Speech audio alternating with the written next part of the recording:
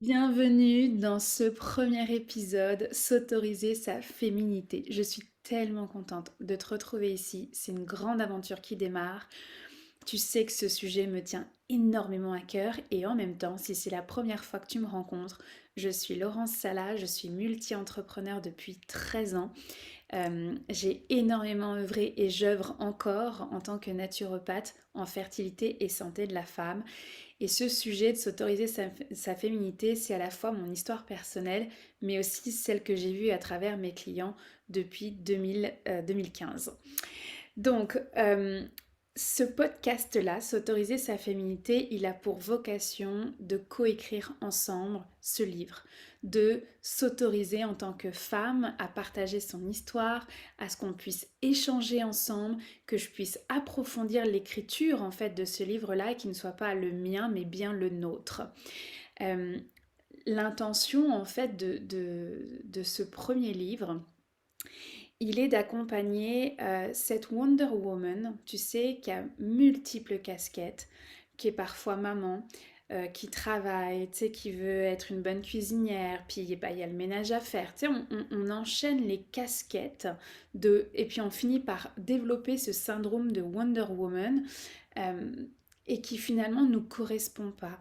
Il y a quelque chose qui fait vide en fait. Il y a un vide de sens qui s'installe et il y a un début d'étincelle qui est déjà présent, une envie d'autre chose, mais on se sent coincé en fait avec la vie, avec le rythme de la vie qu'on a. Et en fait, ces Wonder Woman-là, je veux les inviter à se reconnecter à la femme sagesse qui est à l'intérieur d'elle. C'est-à-dire que dans les traditions autochtones, on a tous et toutes une grand-mère ou un grand-père à l'intérieur de nous. Et ça veut dire en fait qu'on a cette sagesse et que cette grand-mère qui est à l'intérieur de nous, elle connaît déjà la voie. Elle sait déjà la prochaine étape. Elle a déjà pour vocation d'avancer une étape plus loin. Et en fait, c'est comment tu passes de cette Wonder Woman complètement, le mot qui me vient, c'est overwhelmed, dépassée en fait par son quotidien, à cette femme sagesse qui connaît la voie et qui suit en fait ce qu'elle ressent à l'intérieur d'elle. Et c'est toute cette transformation-là que j'ai envie de proposer dans ce livre, dans ce premier livre.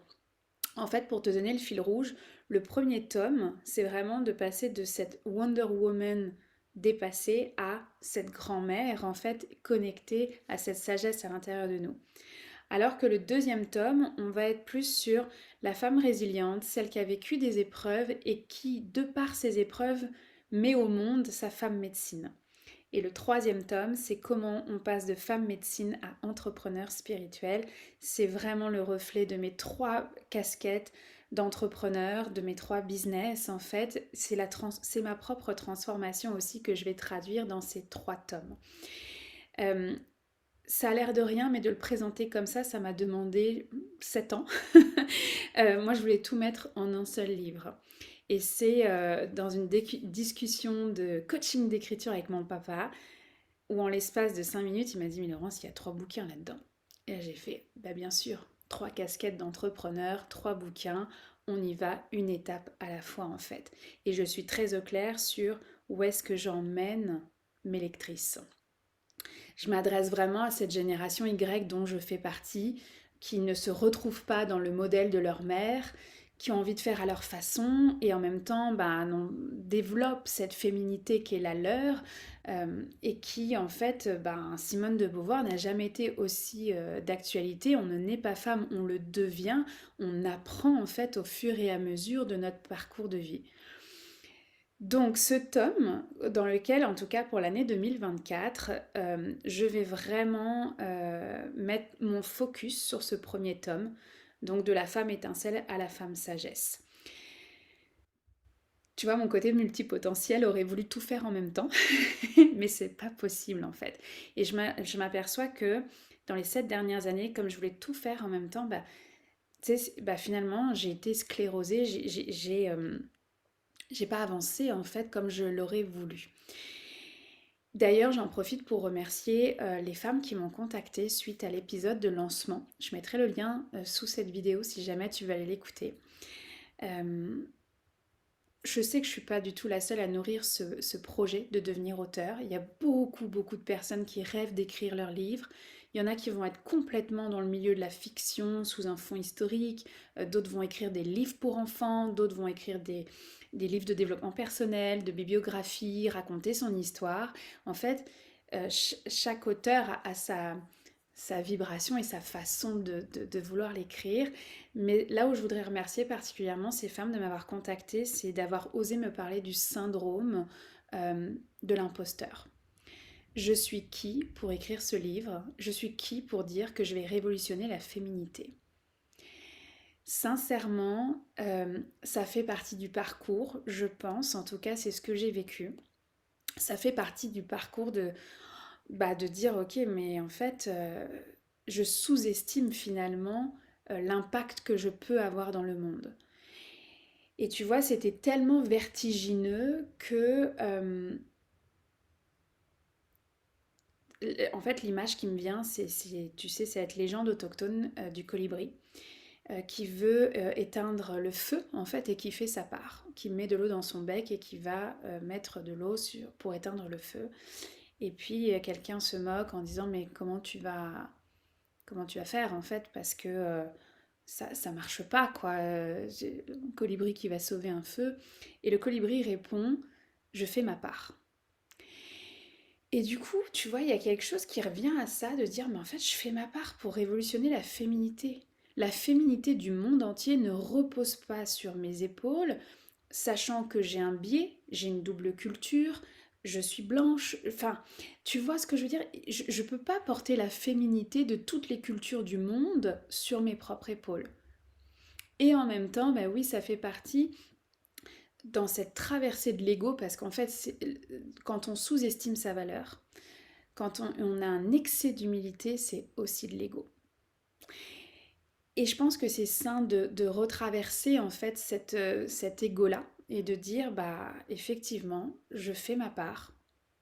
Ça plaira à certaines, ça plaira pas à tout le monde, et c'est ok, je suis en sécurité. Et ça, c'est un gros, gros morceau, en fait, ce syndrome de l'imposteur, de le traverser. Euh, je pense qu'il est à l'origine de mes 3 4 années de syndrome de page blanche où je n'ai pas écrit une seule phrase. Voilà. De pouvoir aller connecter à je suis en sécurité de rendre publique une partie de mon histoire. Euh, je suis assez. Je fais ma part.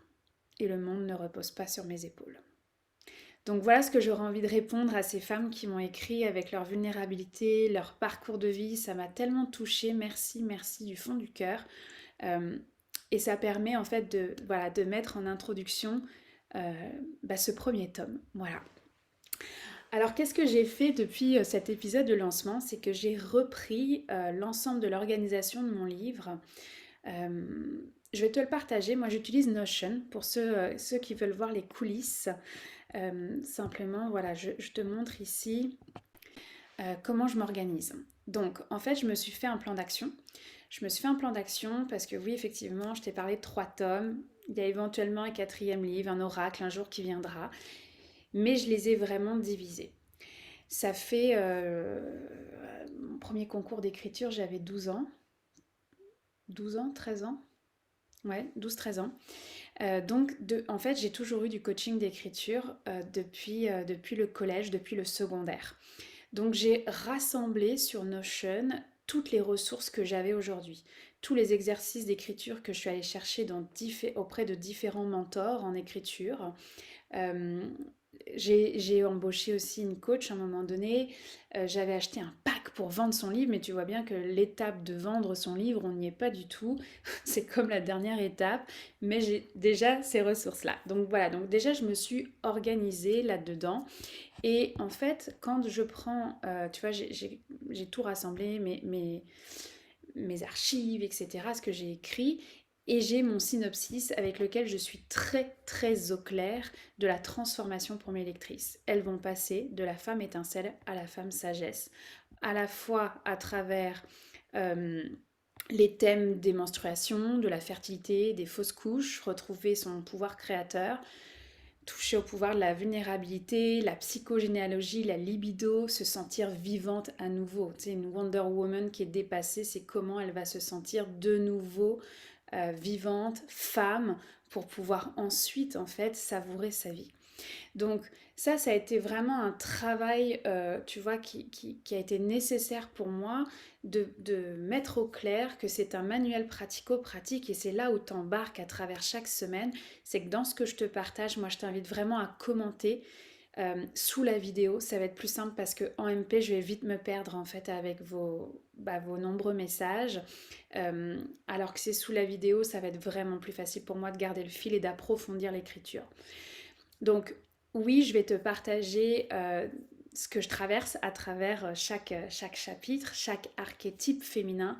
Et j'aimerais que toi aussi tu puisses le faire, me dire de quoi tu as besoin, qu'est-ce qui résonne à l'intérieur de toi et où tu aimerais que j'aille plus loin. Donc, voilà pour la grande introduction de ce premier tome, donc de la Wonder Woman dépassée à cette femme sagesse, cette grand-mère qui est à l'intérieur de nous et qui suit sa voix. Donc en fait, après avoir réorganisé mon agenda d'écriture, mes ressources, mon plan d'action, ça a été de définir comment j'ai envie de m'y prendre. Au départ, je pensais faire du latéral, par exemple parler des plantes médicinales et de traverser chacun des archétypes avec toutes les plantes médicinales. Et je me suis rendu compte au bout d'un mois, en fait en janvier 2024, que c'est pas la voie, en fait, ma voie à moi pour exprimer ma voix justement. Je préfère plonger à fond dans un archétype, le faire avec toi et te partager à chaque semaine ce qui est là et ce qui est présent avec l'archétype pour qu'on aille plus loin ensemble et qu'on coécrive ce livre. Donc on va commencer en fait avec la femme étincelle. On va commencer de cette Wonder Woman qui a son vécu, qui a son histoire, qui a ses propres traumatismes aussi, qui a sa propre définition de la féminité. Et là, c'est important pour moi que tu commentes sous cette vidéo, c'est quoi la féminité pour toi aujourd'hui, dans ce qui est présent pour toi. Dans ce chemin de se retrouver, de se sentir vivante, c'est de repartir justement de cette femme qui était complètement dépassée, j'ai envie de dire sous les injonctions aussi qu'elle se met, mais que le patriarcat aussi met, l'éducation, ce qu'on a pu recevoir, le modèle de femme en fait, qui était le nôtre en fait et qu'on a décidé de réfuter et de créer son propre modèle. Donc viens commenter c'est quoi la féminité pour toi.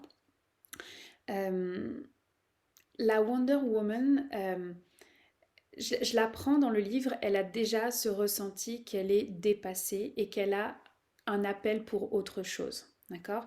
Ça c'est important de le nommer, son point de départ il est là.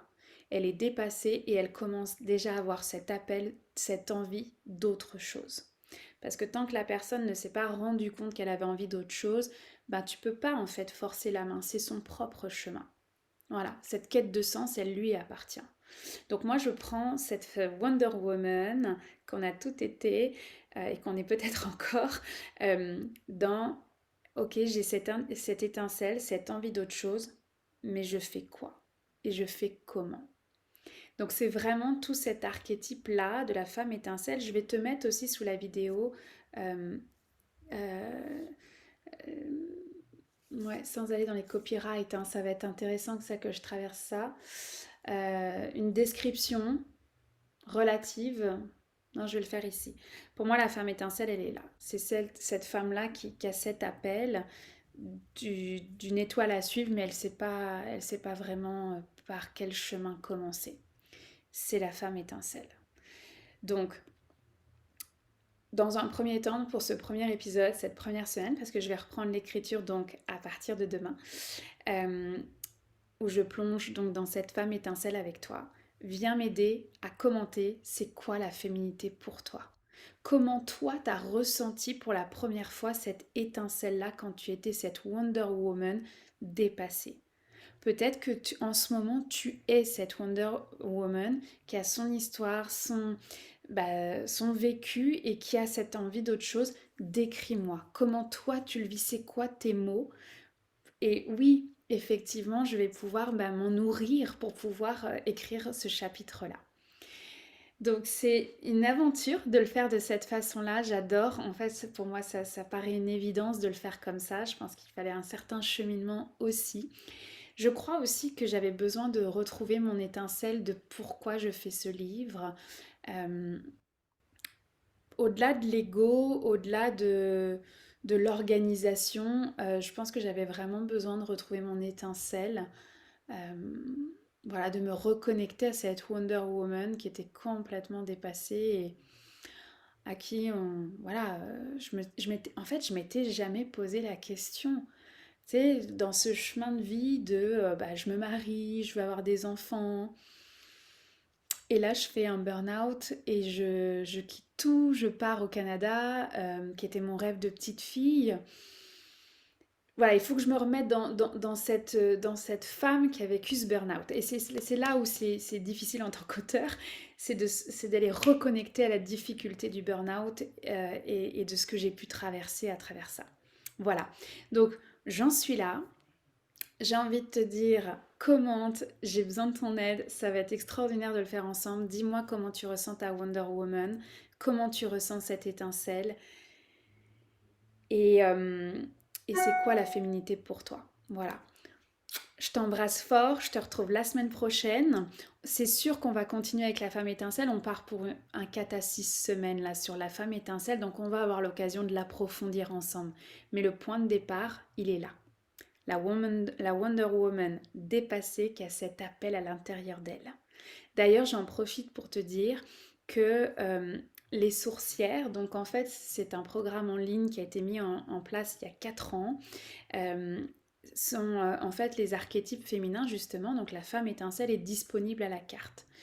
Je vais le mettre en tarif promo le temps que je parcours de nouveau cet archétype-là, le temps que on replonge ensemble. Et si toi tu veux aller plus loin et que tu veux le comment et que tu veux des ressources, dans ces cas-là, je vais t'inviter à plonger dans ta femme étincelle pendant que moi je plonge dans l'écriture de la femme étincelle et je te mets le lien en dessous avec le code promo et tout ce dont tu as besoin. Voilà, je t'embrasse fort et je te dis à la semaine prochaine.